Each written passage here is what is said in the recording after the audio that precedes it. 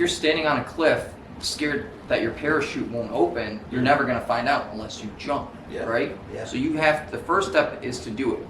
It's scary, but what do you have to lose? So, what would you tell the younger version of yourself, or the things that you want to know, like now, or even for the future? I mean, if I could speak to my younger self, is don't stress yourself out, because that's what a lot of kids who are 21. I think we spoke about this earlier. A lot of kids who are 21, 22 want it all planned out. You know what I mean? Like they want. When you're 22, you want to be 30, rather than just being 22. When you're 18, you want to be 21. Isn't that interesting? So it's like, but yet, what's funny is, when you're young, you want to be rich. But when you're rich, you want to be young. You know what I'm saying? Like, that's what. So it's like a bittersweet kind of thing. Like people want to be 30, so they can have the car, the house, but then the people who have the cars and house and stuff want to be 21 again. You know, so it's kind of that's the advice I would give, is just be patient. Like just enjoy being young. You know. That's hard advice to receive when you are young and you are broke, right? Yeah. So how can somebody that's young and that's broke and wants to be successful so bad, like how can they be patient? How do you think?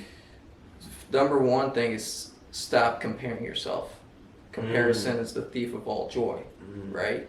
So when I compare myself to you, because you're taller than me, right? I am a little bit taller. You're taller than me. That's not going to make me feel good inside. If I compare myself to someone who's bigger than me, it doesn't just have to be money. You know, if I compare myself to the guy who drives a nicer car, if I compare myself, it's going to make me smaller as a person. So it's like comparison, stop comparing yourself. Number two is it's a process. Like you got anyone who's younger that's watching this, you have way more time than I do, right? You have way more time than we do in this room, because you are 19, you are 20, you are 21. So someone you meet who might be more successful, you got something that they don't, and it's time. And time is the most valuable asset we have. Absolutely. So my advice to someone who's young and who wants to be successful is find something that you're passionate about, right? You're passionate about, and be the best at that one thing, right? Be the best at it, right? So if you're a car salesman and I ask you a question about a car, you better know every answer that I ask you. You know, if you ask me a question about construction, I'm gonna know anything you throw at me. Wow. Really? You know, so it's like, be the best in any field you are. You've been able to build a successful business in construction. How long did it take for you to kind of get to know every single aspect of your industry? Pretty quick. Yeah. It's trial and error. Yeah. You know, people ask me, how'd you learn, electrical? By getting electrocuted, you know what I mean? So like, how'd you learn how to like do plumbing? Well, it's, having a couple leaks, Yeah. So it's really just, That's it's trial and error, man. Like, you gotta mess up to learn. That's just how it is. So let me ask you, it's hard for a lot of people if they're starting a business, right? And you're watching this now, maybe you have a business right now. Yeah. Maybe you don't have a business and you're afraid to start, or it's hard for you to get going because it's hard to get sales or hard to network. What kind of advice would you give for people that feel like it's just hard to, how do you even begin? Like, how do you go, like you have your product, you're ready to hit the marketplace. Where do you go next? The first step is to do it. That's the first step you need to do, is just do it, right? Because if you're standing on a cliff, scared that your parachute won't open, you're never going to find out unless you jump, right? Yeah. So the first step is to do it. It's scary, but what do you have to lose? If it doesn't work out, just go back to your crappy 9-to-5 job. They're going to take you back, especially if you're a good worker. So, like, what do you have to lose? If I quit my $12 an hour paycheck,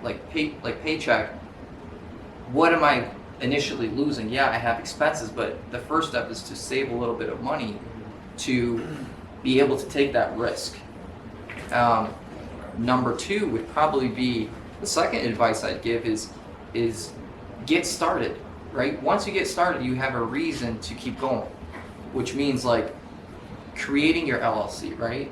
Doing the EIN, create a bank account, because then you invested money in this thing that if you just don't end up pursuing, you just threw away money.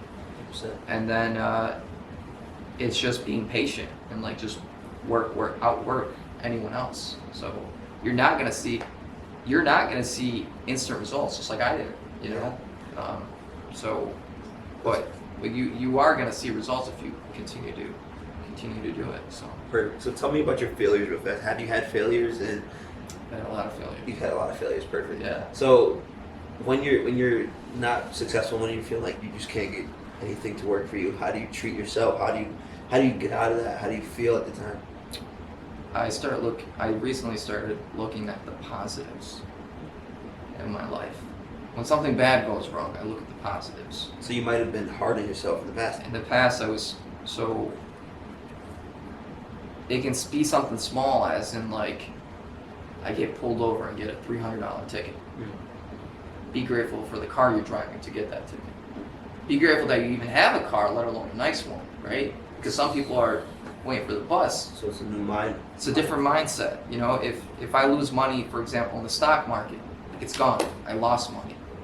I got to be grateful that I can get that money back in a month, where it would take someone years to get it back. Now, is it hard, or is it easy? Is it easy to make that mind switch? If you start looking at the bright side, yeah. All you have to do is look at the positives in life. When something goes wrong, start looking at the positives. So, you know, it can be anything from, like I said, getting a ticket that day, spilling your coffee. Like there's anything, like anything that happens. You know, a breakup.